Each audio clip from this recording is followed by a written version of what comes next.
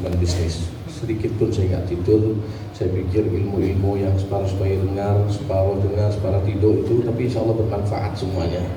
Ya, saya yang paling semangat tadi itu ceramahnya Ustaz Satrihan.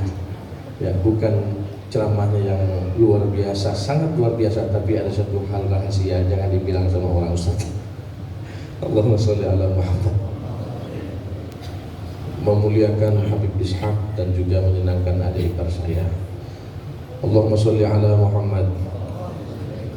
Para habaib, para alim ulama, para kiai yang tidak saya sebutkan satu persatu, dan setelah ini wajib doa, jangan ada lagi ceramah. Insya Allah kalau ada Habib dan Ustadz yang datang lagi, nanti setelah dhuhur lanjutlah silahkan. Nah ini terakhir, karena kita sudah capek. Saya datang dari Sungai Adong dan sama sekali betul belum saya tidur, ada pekerjaan dakwah bersama Habib Iskandar dan habaib-habaib yang lain yang insya Allah demi persatuan umat di Kalimantan Barat, walaupun niatnya masih kecil, mudah-mudahan diterima di sisi Allah Subhanahu wa Ta'ala. Manusia ini tidak lepas dari empat, tergantung kita mau pilih yang mana. Allah memberikan akal sehat kepada kita, silahkan. Satu, orang itu bahagia di dunia dan dia insya Allah masuk surga. Mudah-mudahan kita tergolong yang pertama ini. Yang kedua, ada orang itu nasibnya di dunia kurang baik, sengsara di dunia. Dia bukan jadi orang kaya, bukan jadi orang yang sukses urusan duniawi, tapi dia juga akan masuk surga. Lumayan, kalau bukan yang pertama, insya Allah minimal kita kelompok yang kedua. Amin. Kelompok yang ketiga, bahagia di dunia, uangnya banyak, jabatannya tinggi, konglomerat kaya, mobilnya tidak berhitung, kemudian rumahnya megah, tapi dia disiapkan neraka oleh Allah. Na'udzubillahi min. Yang lebih parah dan lebih sial yang keempat, siapakah dia? Di dunia dia miskin, makanan gak enak, uang gak ada, istrinya jelek lagi. Beda dengan Habib-Habib kiai-kiai cantik-cantik, banyak yang mau lagi. Allahumma sholli ala Muhammad. Walaupun belum berani, saya untuk menghilangkan ngantuk saja. Allahumma sholli ala Muhammad.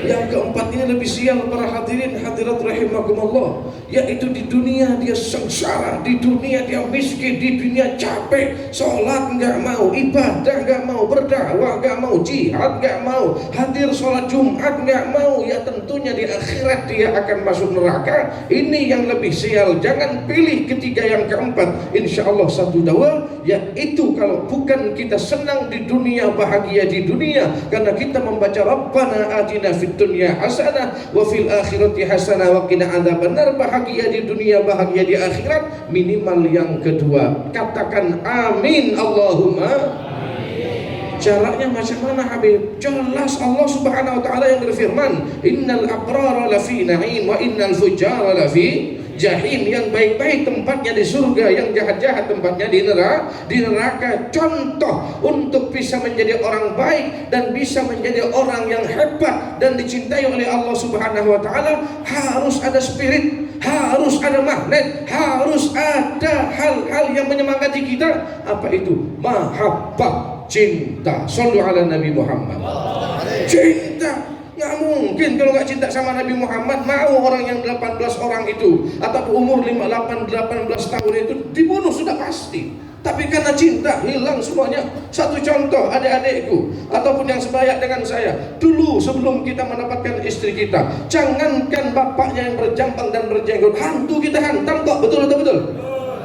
Kuburan yang angker lewat, setelahnya pusing, kita takut ada kuburan lagi. Betul atau betul? Artinya cintalah yang harus kita tanamkan di hati kita. Terus cinta kepada siapa? Kepada tidak lain, tidak bukan, yang hari ini kita peringati hari kelahirannya, yaitu Rasulullah Sallallahu Alaihi Wasallam. Dan terkadang walaupun kita banyak hal-hal yang keliru kepada Allah, tapi ada rasa cinta yang mendalam insya Allah. Sebab cinta itu akan diampuni oleh Allah Subhanahu wa Ta'ala dengan landasan hadis al-mar'u ma'aman ahab. Orang akan dikumpulkan bersama siapapun yang dia cintai. Bahkan suatu kisah, karena ini sudah tidak boleh lebih dari 10 menit, saya inginnya 5 menit harus selesai, tapi dipaksa saya ceramah, maka harus terpaksa 1 jam. Mau tidak mau mikrofon jangan dimatikan. Ngapain suruh ceramah? Allahumma sholli ala Muhammad. Satu sahabat atau seorang wanita yang bernama Suwaibah memberikan kabar gembira kepada tuannya yang bernama Abu Lahab. Luar biasa. Dimerdekakan oleh Abu Lahab. Abu Lahab itu paman Nabi, tapi sayangnya tidak beriman kepada Nabi Muhammad SAW. Walaupun dia tidak beriman, artinya salah. Tapi karena pernah senang kepada Nabi, pernah cinta kepada Nabi yang pada saat itu bukan Nabi, tapi adalah Muhammad menurut akidah dia. Tapi kalau kita berkaca kepada Habib Farhan tadi atau mendengarkan ceramah beliau, kemuliaan Nabi bukan semenjak umur 40 tahun tatkala dideklarasikan menjadi Nabi dan Rasul saja. Miladnya, kelahirannya sudah mulia. Tatkala beliau dilahirkan sudah mulia. Suatu contoh, Abu Lahab mendapatkan korting dari Allah, tidak disiksa setiap hari Senin, mendapatkan dari jemarinya minuman susu yang indah, minuman susu yang manis, yang dingin dan lain sebagainya. Bukan senang kepada Nabi yang telah umur 40 tahun, senang kepada Muhammad menurut akidah dia. Walaupun menurut kita adalah tetap Sayyidina Muhammad yang terlahirkan di hari Senin sebelum subuh pada tanggal 12 Rabiul Awal, yang pada saat ini kita mengikuti jejaknya memperingati hari lahir Rasulullah sallallahu alaihi wa ala alihi wasallam, yang mudah-mudahan seperti ini kita lakukan setiap tahun. Amin Allahumma. Habib Umar mengabadikan dalam kitabnya dan sebagai penutup, qad basyarat Thuwaibatun sayyidaha Aba Lahabin a'taqaha farhana lam yansa khaliquna lahu farhatahu bil mustafa wa bidal hadithi atana anna al-'adhaba mukhaffafun fi kulli ithnain li farhatihi biman wafana hadha ma'al kufri fakaifa bi farhatin min dhi fuadin imtala imana. Sallu ala Nabi Muhammad.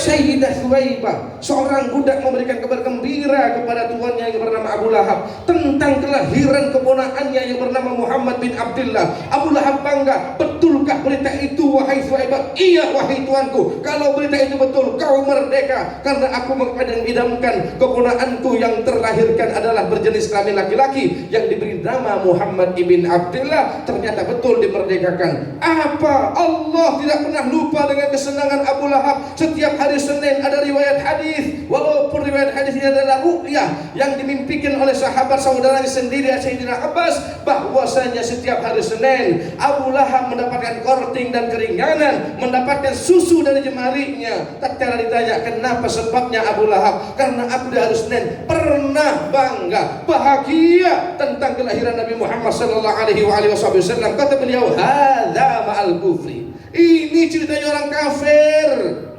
Bukan hanya tidak sholat, bukan saya ngajarkan tidak sholat, tidak.